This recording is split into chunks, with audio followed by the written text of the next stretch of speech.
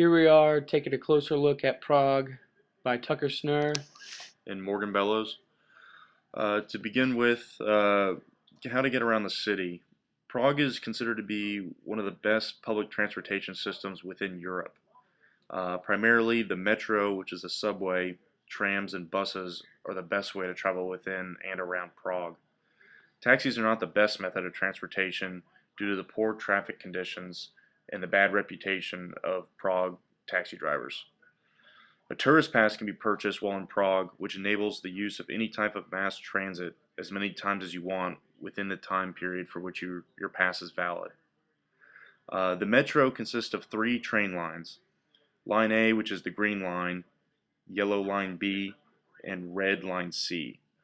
The metro operates daily between 4:45 a.m. and midnight.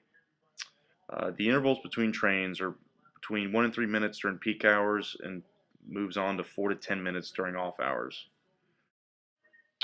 All right, the next system of transportation would be the trams, which also run during the day the same times as the metro does.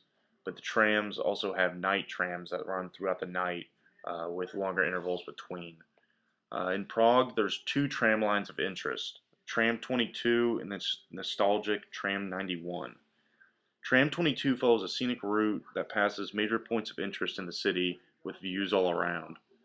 And Tram 91 is a historic tram that runs on weekends throughout the city center. And finally, we have the bus system, which runs around the outskirts of Prague, where the trams and the metro do not operate. Bus 119 and Bus 100 lines are connectors from the metro to the airport and vice versa. There's also a zoo bus, which is a free bus line that operates between the metro and the Prague Zoo on weekends. Intervals between the buses are longer, with generally 10 to 30 minutes, depending on the day of the week and time. Next, we're going to look at a few places of interest. First, the St. Charles Bridge was commissioned by King Charles IV in 1357. Prague's most stunning bridge spans 16 arches and is lined with 30 statues of religious figures. The bridge's 1,700 feet of cobblestone are used for holy temporal services. However, each afternoon, painters and hot dog vendors fight for space within custom from the hordes of tourists who are themselves elbowing one another for the best views of the Vltava River. If you arrive at dawn, you'll beat the crowds and enjoy a glorious sunrise. The next place of interest is the Prague Castle. Roughly the size of 7 football fields, the Prague Castle is the largest ancient castle in the world. Built and renovated during the 13th century, the complex includes churches, gardens, alleyways, and royal residences that would take days to appreciate. Next, we take a look at the Old Town Square.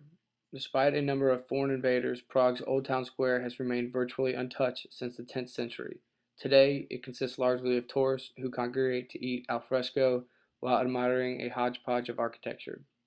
An ever-changing cast of musicians, protesters, dance troupes, punks, and vendors make up the square as colorful as the buildings that surround it.